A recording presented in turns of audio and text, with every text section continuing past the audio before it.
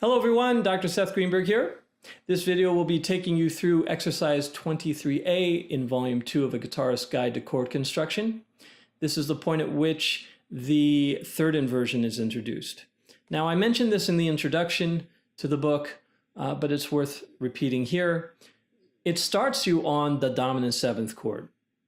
Unlike all of the preceding chapters before in this volume and volume 1, this is unprecedented. Why are you skipping major and minor?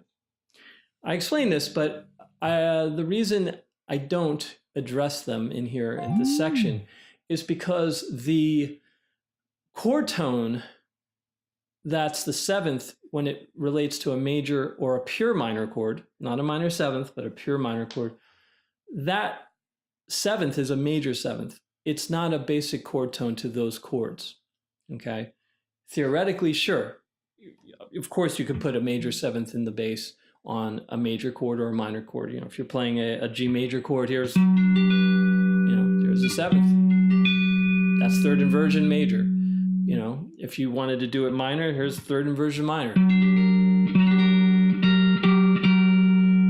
So theoretically, very correct.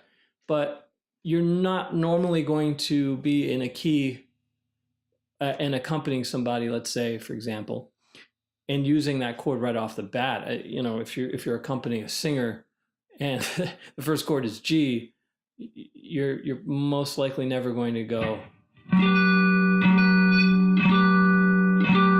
D7. Now the D7 with the third in the bass sounds fine, but it doesn't sound so great. Let's say if you're setting up a cadence like in C major, D minor 7 to a G7 to a C, you know, and you're playing, let's say, root position for the first two chords.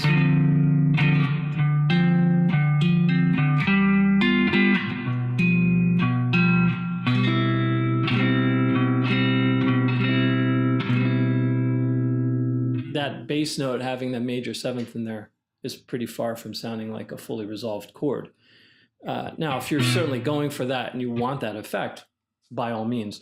But in most cases, you're not normally going to do that. So that's the reason that I have not included the major or the minor. I've only really dealt with those chord families in which the seventh is an actual chord tone. So namely the dominant seventh, minor seventh, half diminished / minor 7/5, and the diminished seventh chords.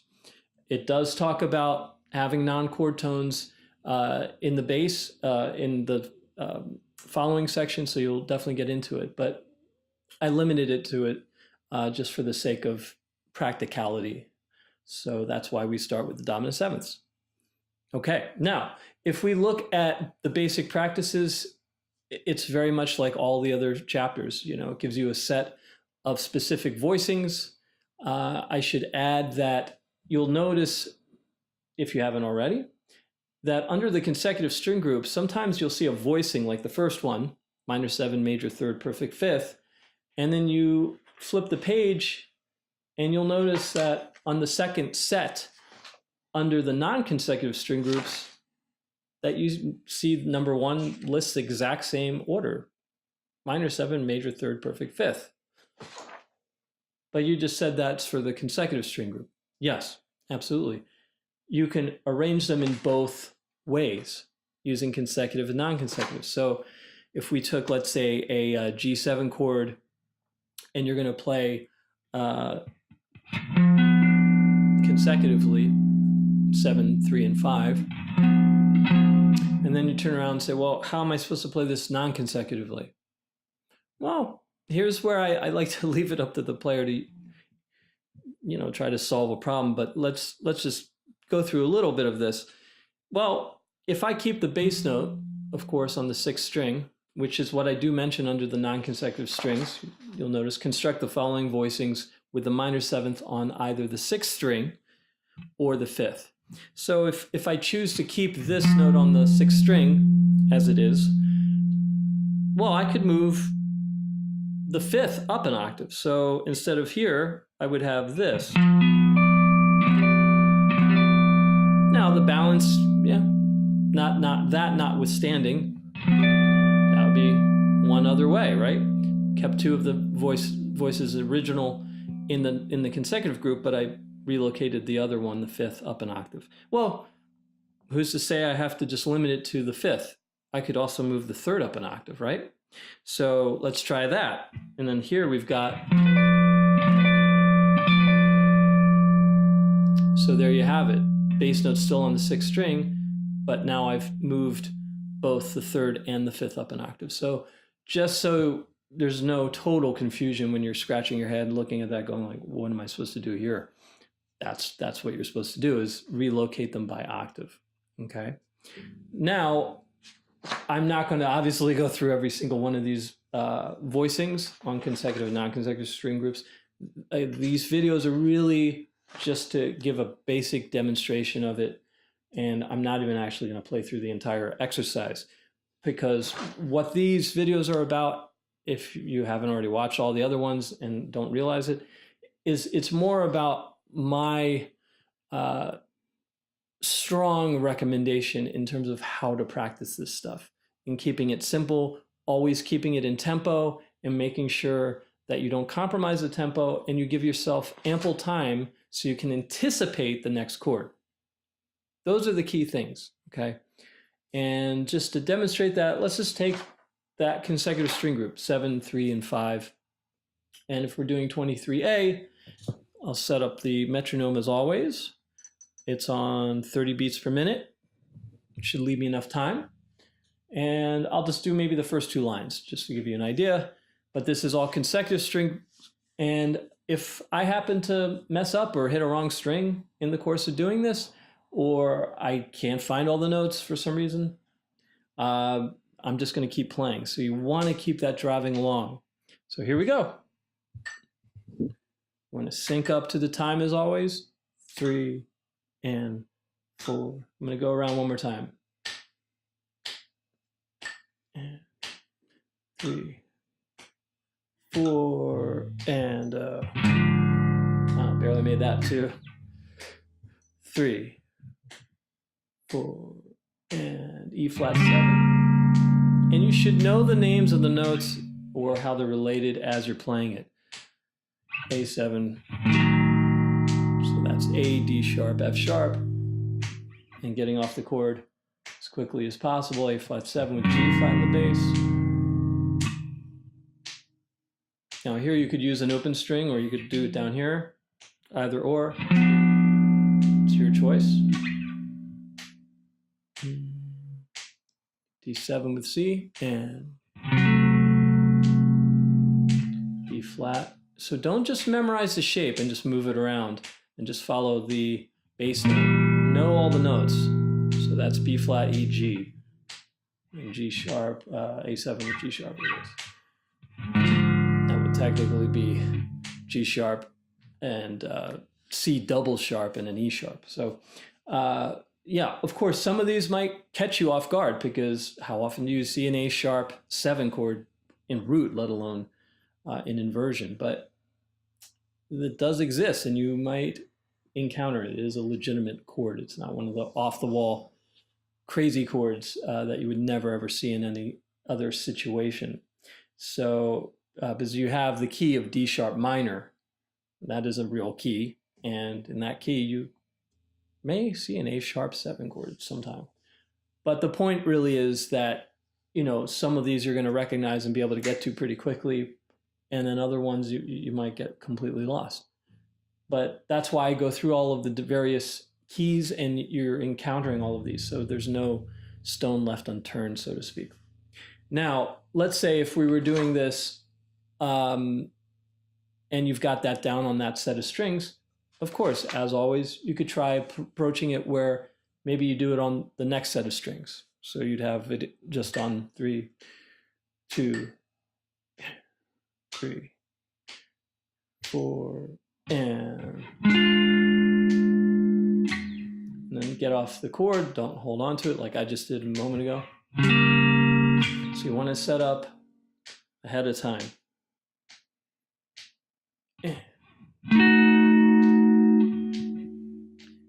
3, 4, and now let's say I've done it on that set. Then of course doing it on the next set of strings, and so on.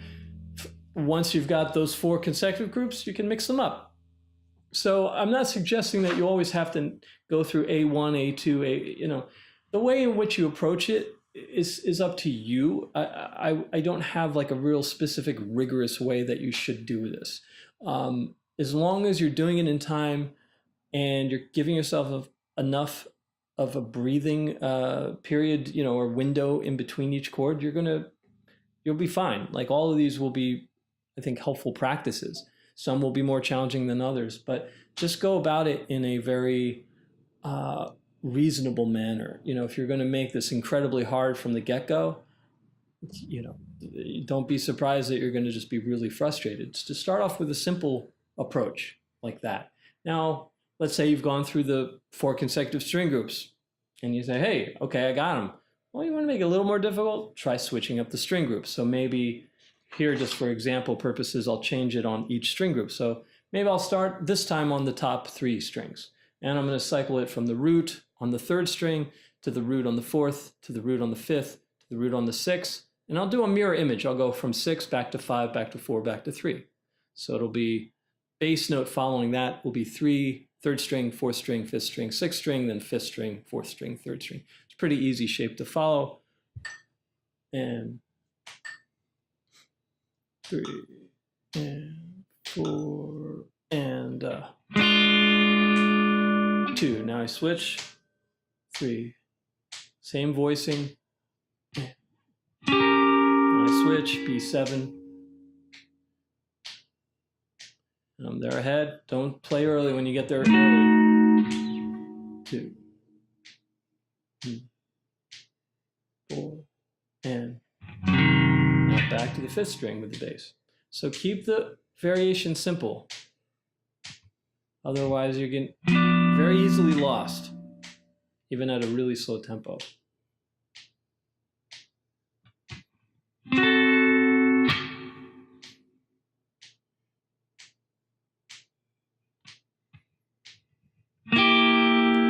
One more. Back to it. And okay. Now, the same thing would apply if you tried on the non-consecutive string group. So let's actually go for a moment. We were just talking about that. Let's say if I do the non-consecutive strings for number 1 under that 2nd set, and I do bass note on the 6th string, and I put the 3rd up an octave from where it was with consecutive string, and the 5th up an octave. So let's try that. 2, and 3, 4, and one more time. Isn't quite ready. And never start until you're ready. Again,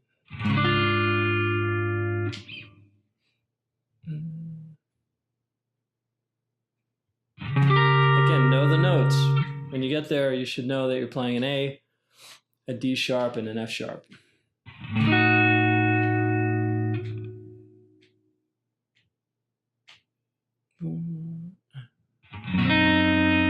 You get the idea. Try that on the next set of strings with the 5th in the bass, same voicing. Then you can seesaw back and forth between those. So perhaps you take this first voicing that we just did, setting that up again. 2, and 4, and again. 2, 3. So here's the next, same voicing, but on the next set of strings. Now I'm going to go back.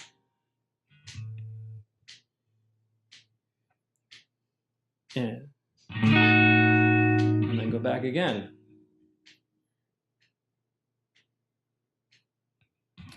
And so on and so forth.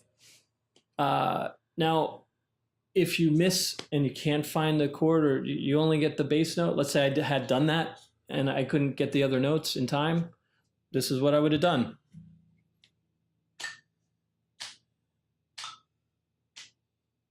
Oh, where is it?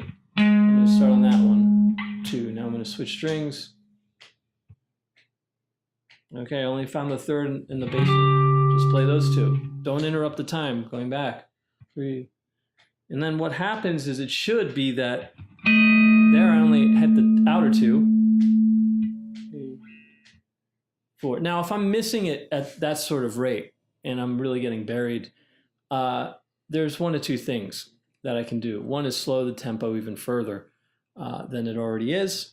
The other one, which I tend to recommend more, that once you're around 25, 30 beats per minute, I mean, if you slow it down to 10 beats per minute or something like that, it's harder in the sense that you've got to really drive the rhythm more when you slow it down.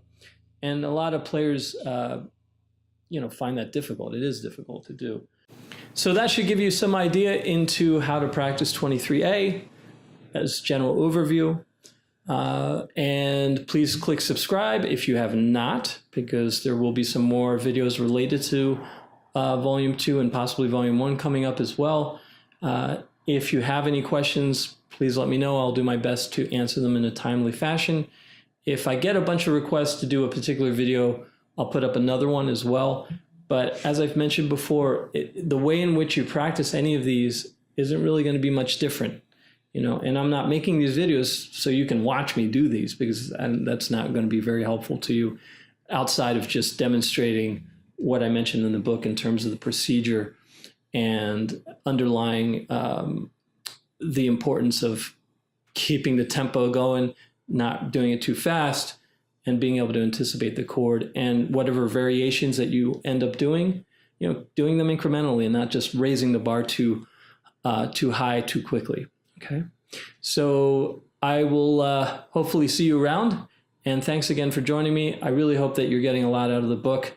It was definitely a pleasure to write, and please just keep in mind something else.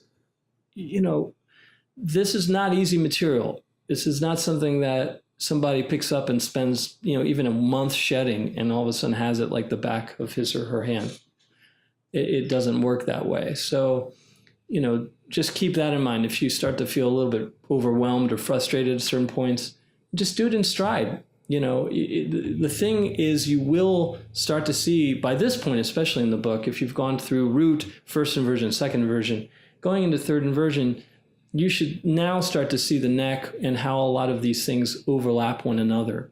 Okay, and especially when you get into the 4-note voicings, which will be the next video. So keep that in mind. You're never really that far from another type of chord or another voicing for another chord or another inversion for that matter. So please keep that in mind.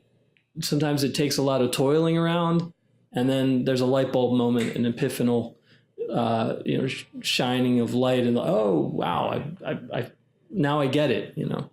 Those things don't always happen as quickly as anyone wants them to, but they do happen. Just hang in there, but make sure that you do practice it properly. Okay, because then you are going to get the most out of the book, and that's exactly what I want for everybody. All right, well, thanks again. We'll see you soon.